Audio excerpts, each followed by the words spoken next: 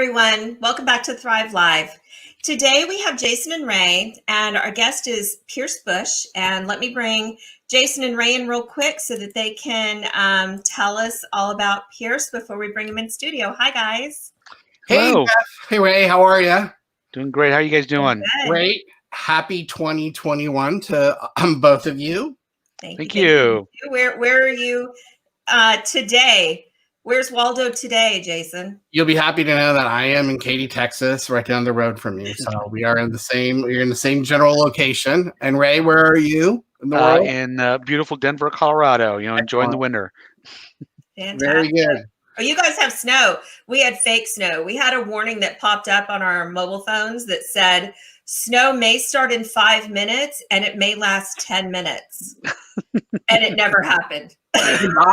Austin had snow. I mean, I wasn't in Austin, but I saw from many pictures, and my neighbor sent me a picture that he had a lot of snow in his house, house in Austin. So we had good snow there. Yeah, well, we made mud balls, not snowballs here. So. Such is life in Houston, Texas. So tell us about our guest. Well, I'm super excited to have our next guest on Thrive Live be Pierce Bush. And Pierce is the CEO of Big Brothers Big Sisters Lone Star. And we're super excited for him to come on and talk about Big Brothers Big Sisters Lone Star in terms of how his nonprofit and how they're doing in the pandemic, and what are some of the interesting management things that they've taken on since they joined with Lone Star.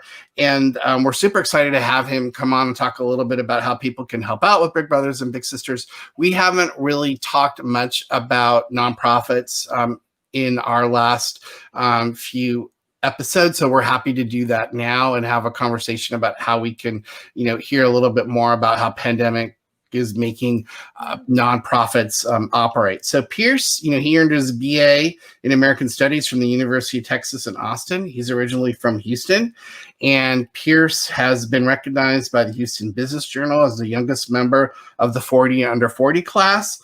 And he was the inaugural recipient of the Most Admired CEO Award in 2018. So we're super happy to have on Pierce Bush, who is honestly just a super nice person and just a great guy. So welcome, Pierce. Welcome, Pierce. I'll drop out. Yeah, welcome. Have a conversation. Thank you so much. Thanks, Beth. Thank you, Jason, for that introduction. It's great to join you and Ray. Well, thanks. We really appreciate it. And so why don't we just jump right into it? Why don't you tell us a little bit about what is going on with Big Brothers Big Sister Lone Star in January 2021 with the pandemic and everything else that's happening? Why don't you just give us an overview? Sure. So Big Brothers Big Sisters Lone Star, just for context for everybody, is the largest Big Brothers Big Sisters affiliate 501c3 agency in the country. So Big Brothers Big Sisters of America, it's a federation made up of local agencies, and the agency I'm honored to serve as CEO is the largest one in the federation because it's a conglomerate of 9 separate entities that merged over the past 2 decades to cover about half the state of Texas. So we don't cover all of Texas, but we cover a lot of Texas, over half the population of Texas, from Houston all the way up to Dallas-Fort Worth, and then to places like Abilene and Wichita Falls. It's an incredible mission. I think it represents what's best about our society. We have roughly 6,000 volunteers who have gone through a rigorous screening process and have signed up to volunteer a mentor. Most of our kids are incredible kids. We have a fundamental belief that every single child is born with an inherent God-given ability to achieve success in life and contribute to the betterment of society. And our mission has proven to achieve those outcomes. We measure our most relevant data point to show our success is we track what happens to kids when they graduate high school in our program. And we are tracking that 97.5% of our kids are employed, enlisted in the military, or enrolled in a 2-year or 4-year college. And the college data is verified by the National Student Clearinghouse, and that represents about 86% of our kids. And if you look at the circumstances a lot of our kids come from, they're A lot of them are single parent household. A lot of them are free and reduced lunch at school, which is a measure of household income, a way to judge that. And a lot of them also have, about a quarter of them, if you can believe this, Jason, have a parent that has been incarcerated or is incarcerated currently. And the odds are just stacked against those kids in society. So the fact that our mission, our professionally trained staff and our incredible selfless volunteers can go in there and not put something in the kid that is not already there. We fundamentally believe that every kid is born with the God-given ability to do great things in this world and to contribute and to lead a full life. But the fact that we can break down those barriers, that our mission does that our selfless volunteers can step in and make a positive difference, it's really, really encouraging. So, I'm honored to serve as a CEO. Obviously, last year was a unique year because during a pandemic, it's not the most logical thing to do to go sign up to go volunteer a kid, who's otherwise a stranger before our matches start. But I'm happy to report, Jason, and this is going to surprise a lot of people here, that during the summer months, particularly of 2020, we saw some of our highest volunteer inquiries. These are things that, and this is something that just doesn't make the news, but there's so much goodness that still exists at the core of everyday Americans. And we see it in responses like that to the summer, where people did feel that there are some systemic issues that need to be addressed. And instead of just complaining about it, they said, I'm going to go do something about it. And they signed up to be a mentor, to be a defender of potential, is what we call our volunteers. Mm-hmm. And so for us during a pandemic to have seen that spike in the summer, to see that wave of just overall goodness was really encouraging. Obviously, there's a lot of headwinds facing the nonprofit sector. Our staff, I have a staff of about 140 employees right now. Incredible staff, and a lot of that is funded through generosity of citizens in our various communities. And we had last year in our budget, it's about a $12.5 million budget. We had $4 million in special events. And guess what? Turns out nobody really was interested in convening in a gala environment. So we had to pivot. And our team did a really, really good job. And people, despite the uncertainty, just like how they signed up over the summer, people were still very generous. We were definitely down from where we would have been without the pandemic, just because it's hard to make up $4 million. And I think people are, don't want to go to a Zoom gala, but overall, it was a really strong year and really encouraging for our mission. Well, it's an amazing organization, because when I was at BMC Software, we did a lot with Big Brothers and Big Sisters and bringing Pierce and his team in. And one of the things that, amazed me was just how much some of these kids have not seen, in terms of kids who had never ridden on an elevator, kids who had never been on an escalator, kids who had some of our folks that had, were a big brother and big sister buying, a child a lunch. They'd never had anybody buy them lunch or talk to them about their career or what they could do or what they were interested in. Just some of the things that we all take for granted, these kids had never experienced, and we were able to do that for them. So I'm so impressed, and I think so highly of what you do, Pierce. It really is important for not only these kids, but I think for the betterment of society. Yeah, thank you, Jason. And Ray, I'll let you chime in, but I couldn't agree with you more. I don't care who you are. You could be a member of the Bush family, and your life, I guarantee it, was impacted by some positive role model or mentor. And certainly that's the case for me.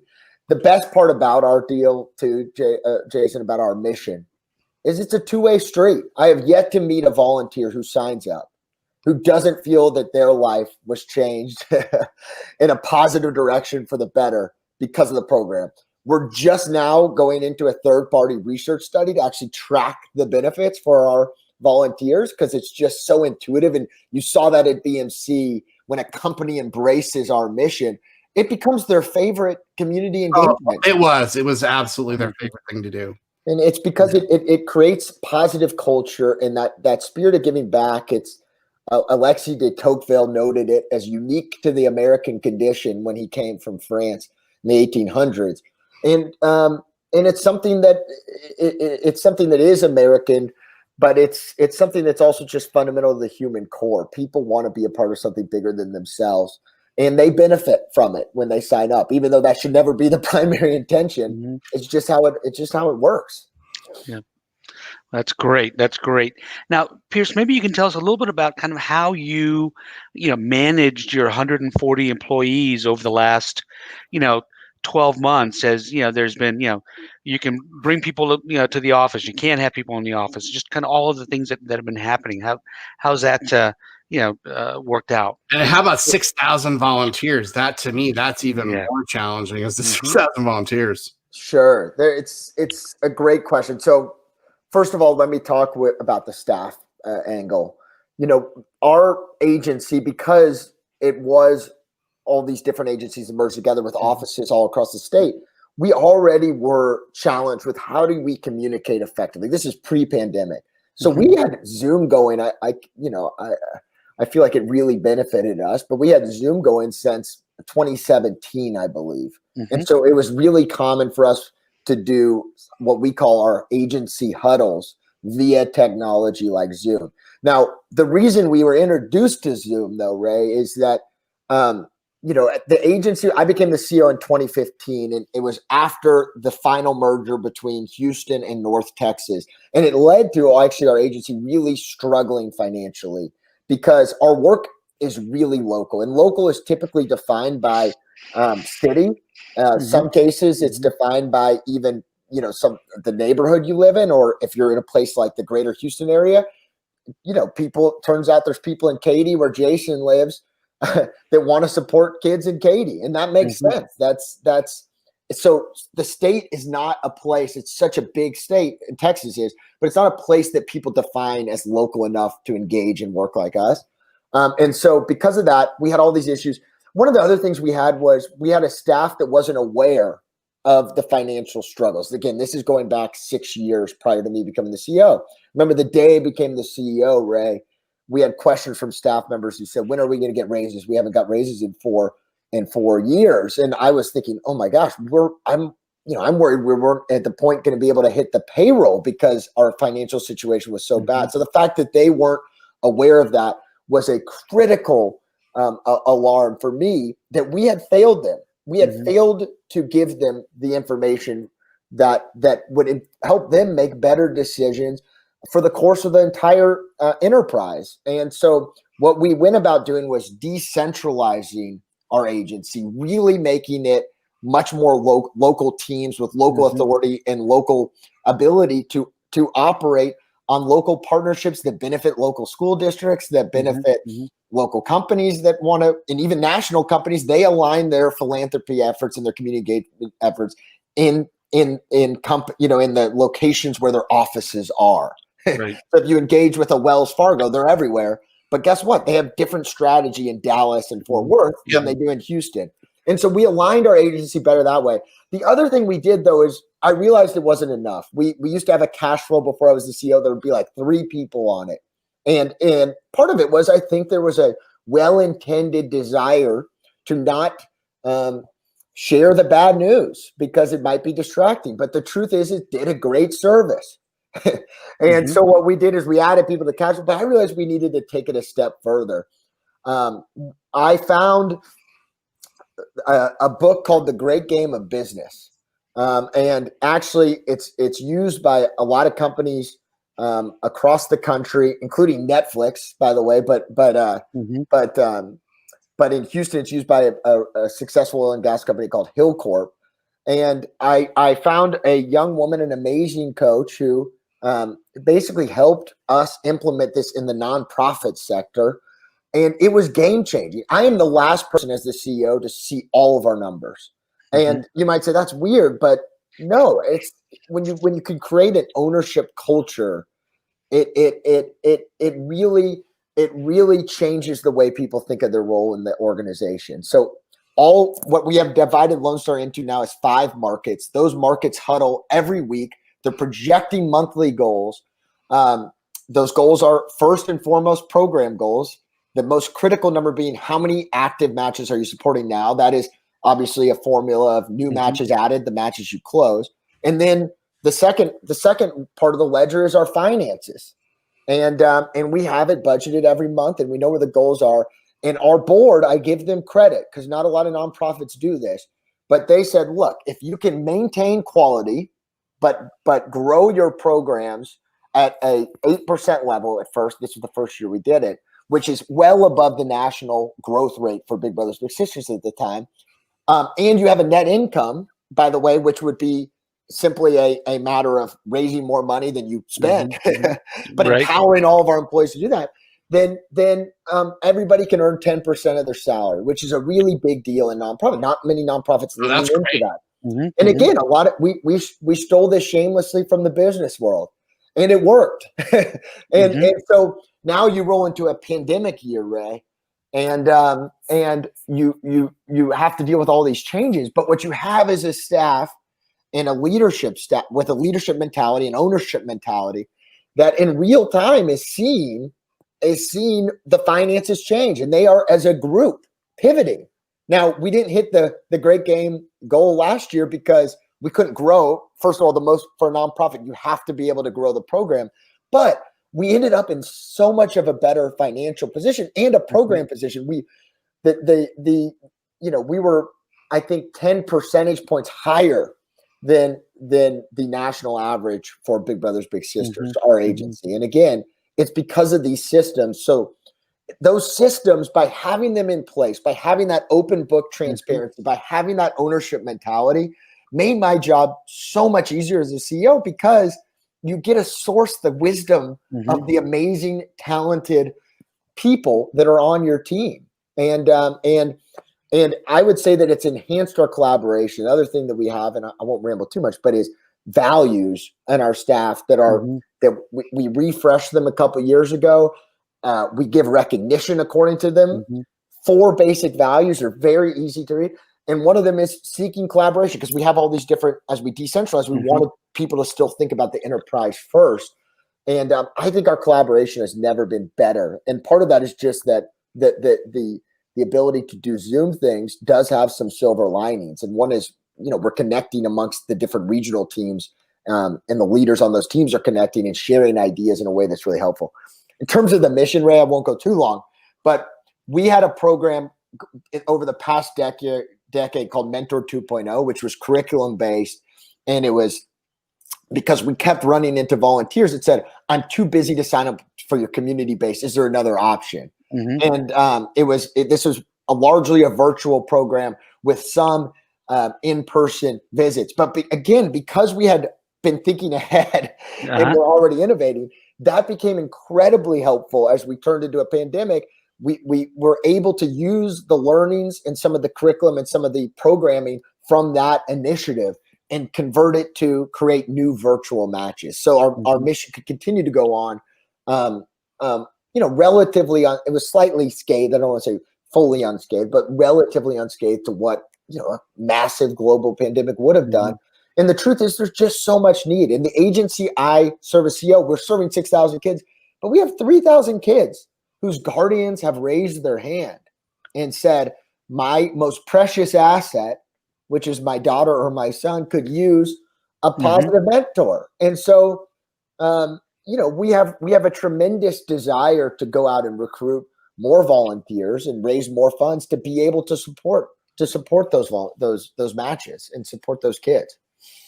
Well, we love that. And I love the discussion around your values. You gave us one of them. Can you tell us what the other 3 are? Sure. So it's it's commit to safety is first. The fact that again, we are entrusted with the most precious assets of people, their kids, and they trust our brand, they trust our team, they trust our staff to place them with a volunteer that can breathe positivity into them. That responsibility is one we do not take lightly. And so commits to safety is number 1.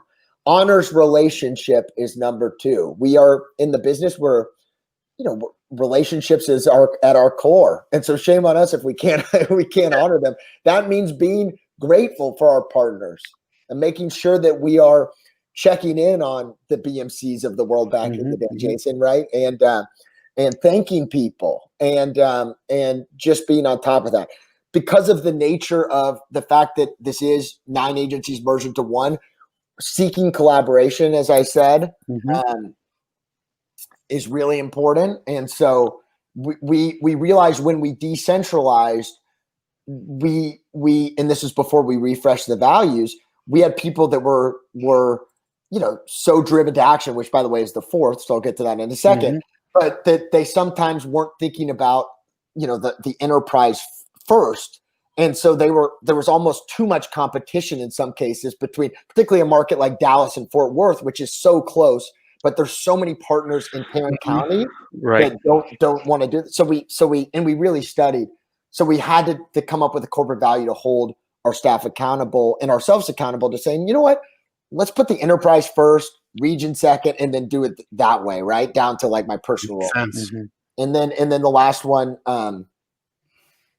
is driven to action. It's so important in any organization, particularly one that is a little bigger, that you say, look, we're going to actually value people making decisions, not just sitting there and trying to sort through things. People that are going to go out and try to hustle for solutions and hustle for partners and hustle. So we wanted that to be our 4th core value. Well, I love your values, and I love the piece that you talked about relative to transparency, because there's so many organizations that don't value transparency, and they think that by keeping some things that are hard for employees to understand a secret, it's better.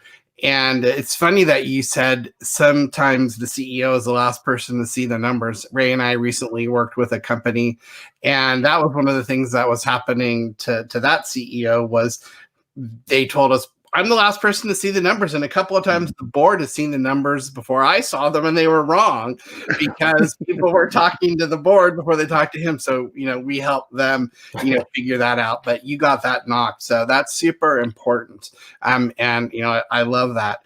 So one of the things that, we've talked a little bit about, or you mentioned, is that you brought Big Brothers, Big Sisters, Lone Star together via merger or acquisition, or however you want to describe it. And that's one of our sweet spots, is we do a lot of work in the M&A spot. So do you want to tell us a little bit about how that came about and sort of the work associated with bringing the groups together? Sure. And Jason, just to be clear, that happened before my time. I came in at a point where it needed to be fixed, if that makes sense. It was not. We know that very well. Ray and I have been employed in many situations where the acquisition was done and it was completely broken. So we totally understand. So it's no less work having to come in and fix it. So we get it totally. Well, and so the reason the mergers happened originally was, and anybody from Texas gets this. People out just think Texas is one big happy cultural state, but really it's an incredibly diverse state, and the big cities kind of have their own vibes and their own. And again, our work is defined very locally. Even within the big cities, there are counties and and groups that define themselves even more in a micro local way, if that makes sense. But the original merger started there was a separate agency in Dallas, Fort Worth, and Arlington. And so in 2004, the boards, the truth is those organizations were tripping over each other to work with partners like American Airlines, where they'd say, we just heard from Big Brothers Big Sisters the other day. And so long story short, Jason, it was through a perfect series of kind of like certain CEOs retiring or whatever, but the board said, let's merge these together.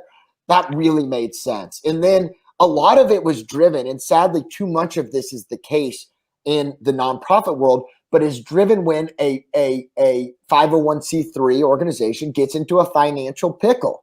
And what we had at the time, and this is again before me, but there was a very dynamic CEO who was my predecessor of Big Brothers Big Sisters, what was then called North Texas. And he was just the kind of guy who could go make it rain and get big financial funding partners, etc.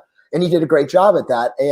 And so the Abilene agency, which was then called Big Brothers Big Sisters West Central Texas, said, wait, we could be a part of that. Once we merge, the fundraising will be taken care of because they've got this amazing leader. And so the merger happened. Then Houston was again in a financial pickle. This is around 2009 or 2010. And the board did, a forced merger. I don't think the CEO at the time was very happy about it, in fairness.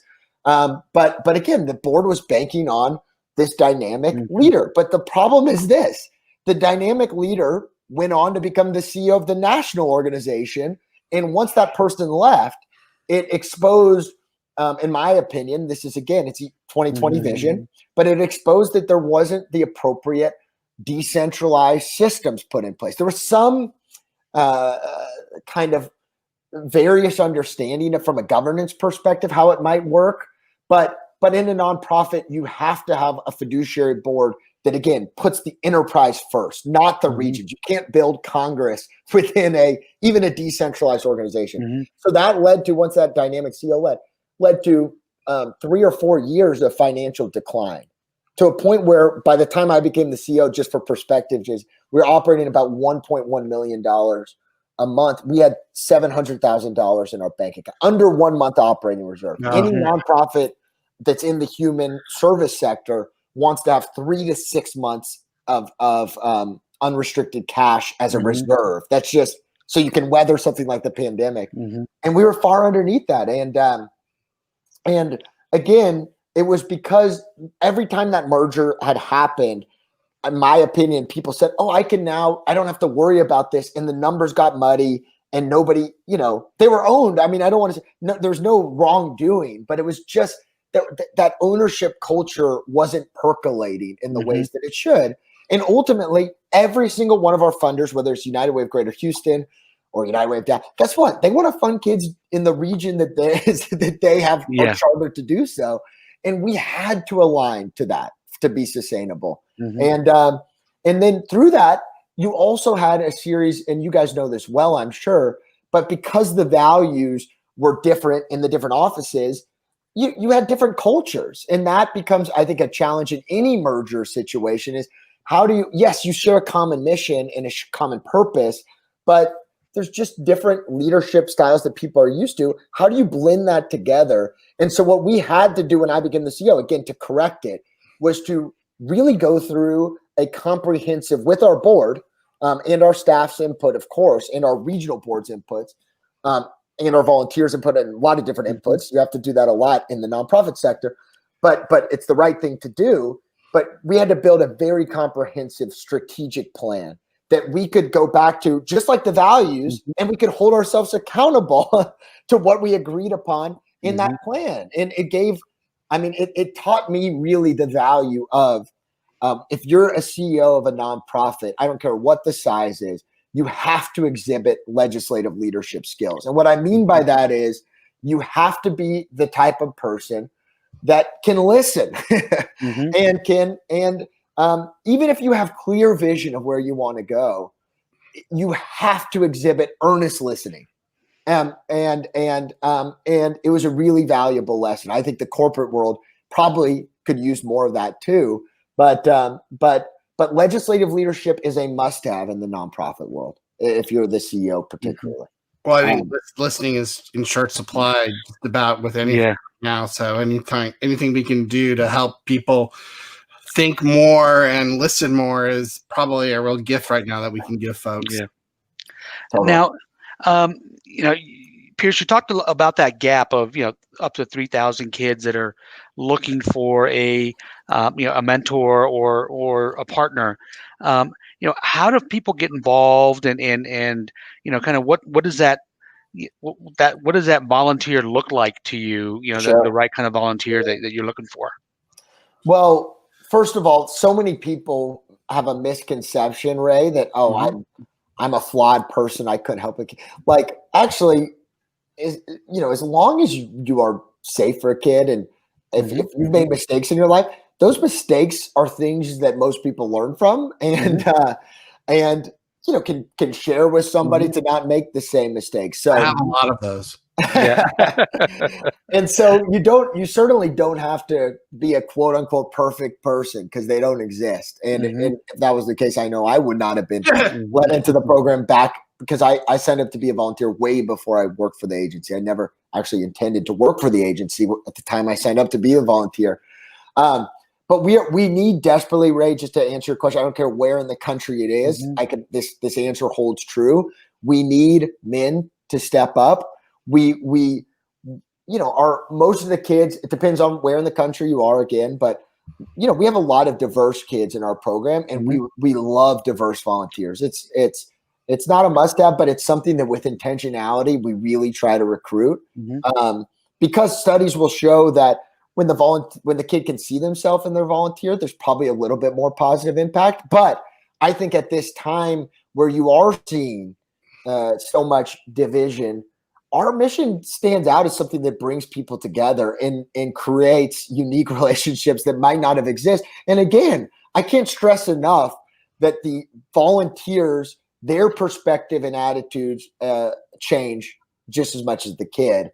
And that's a very valuable thing in this current time that we're living in. Just to have just relationships that change. But yeah, I don't care where the BBBS agency is, the Big Brothers Big Sisters.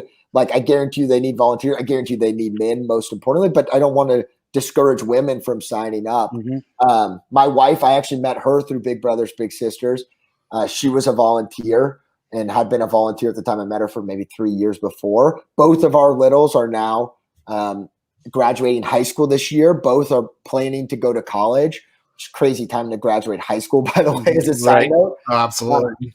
And it's just the coolest freaking program. I mean, I'm obviously biased, Ray, but you meet.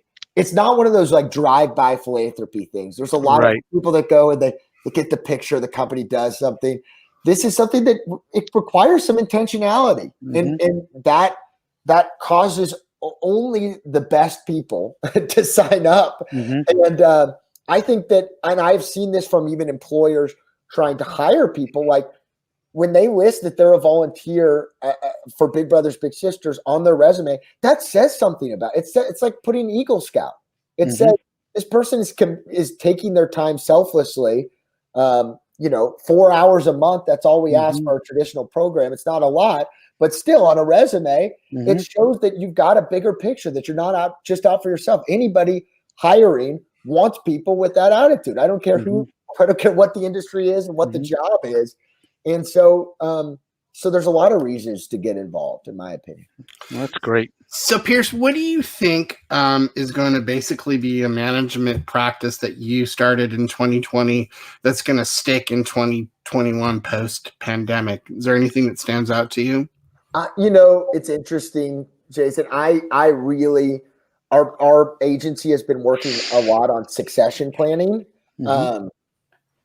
And it's just the thought of it has changed my role. I have, personally, this is something I'm trying to work on, but I have trouble not wanting to be the main guy that's always out there doing the pitch, making the meeting. But I realize there is real value, and it's a real testament of leadership if you can create an organization that when you pop out, moves on as if nothing happened. In fact, I'd say that's the greatest attribute of leadership, is actually creating an organization that does better when you leave and creates a pool of talent across all levels, not just the CO role, but that says when this great person moves on, or when you grow and create new opportunities, you're actually going to hire from within. It's nice to open up the windows, as they say, and let fresh air in sometimes, but it's really great to give your organization a succession planning training deal that does create a backbench of people where you can constantly grow with the organization. So that's something that I personally leaned into in 2020 and continue to lean into. And I so far, I think it's going well. And it makes me really proud to know that we have such talented leaders on our organization. Well, shameless plug, HR. Yeah. As HR consultants and professionals, Ray and I have done lots of that over the years. We can help anybody who wants to do more succession planning. So feel free to try consulting.com. Exactly. Now, Pierce, what's the best way for folks that are listening to this to get involved? I mean, either by volunteering or by finding developing a partnership with the company, fundraising. What are the things that folks can do? Sure. So, I mean, all of those things, right, would be great. Mm-hmm. I think it depends on where people are. If they're in Mm-hmm. Texas, if they're in the area I described, Mm-hmm. my contact information's on the website. Feel free to reach out to me directly. Mm-hmm. We need thousands of volunteers, and across the country, that's true. We certainly need financial donations as well, so we'll never turn that down, Ray. Uh-huh. But to your point, if say there is an HR professional watching, some of our best partnerships are mutually beneficial programs like Beyond School Walls, where we will enhance your work culture when you partner with us. And you know what? And we're going to also change the lives of 30 to 45 kids, depending on the size of the company and Right. just depending on the size of the volunteer group. So all of those things we'd love to present. We're still living in pandemic time, but like I said earlier, there's virtual ways that we can create new partnerships. And if we do create those, I guarantee you they'll be some of the most rewarding that your company will live into in this new year. Okay. I have a question. You have a very famous last name. What are some of the things that you've learned about having, or you could tell us about having a very famous last name? Any life lessons for us? Well, Jason, it's interesting. I was born in 1986. My grandfather, the last name comes because my grandfather was George H.W. Bush, who was the 41st president. At the time, he was Ronald Reagan's vice president. But the truth is, Jason, and a lot of Houstonians know this because my grandparents were omnipresent when they were living. Sure. But they're just such normal people. And so I was raised with a set of values, but also just a pretty normal family. It's weird to in some ways to be identified by the name, because I think people do make snap judgments and say, well, he's a Bush, he must do this or do this, and they're always completely wrong. But I know that there's lots of benefits that come with it too. So I can't. And when I say benefits, I mean I know that it's helped form partnerships for Big Brothers Big Sisters, and so to the extent that I've used it in any way or try to be helpful with it, it's been to try to help others. And I but at the end of the day, Jason, we were taught to form our own identity, to go out there and to try to make our own mark, and certainly not rest on family contributions to the name before. I think there's all of my cousins, and this is just because of Barbara Bush. Truthfully, she was what you would call a hard.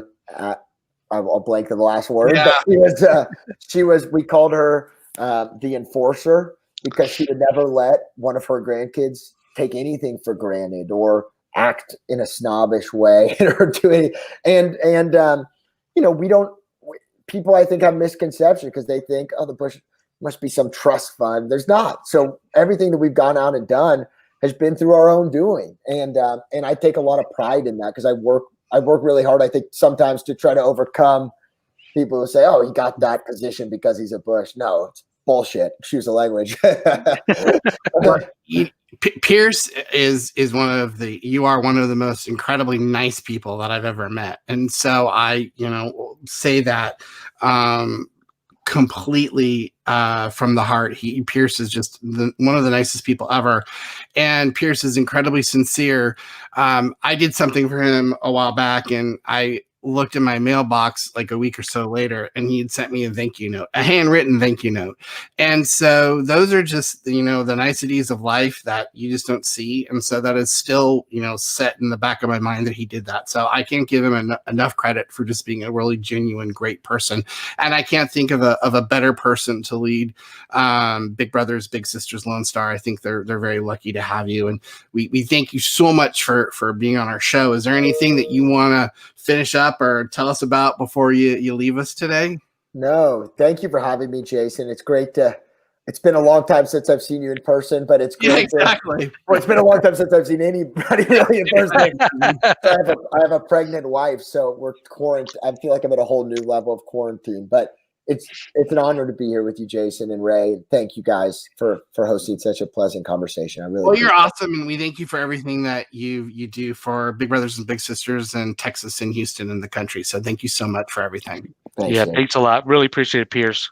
Thanks, Ray. I appreciate it too. All right.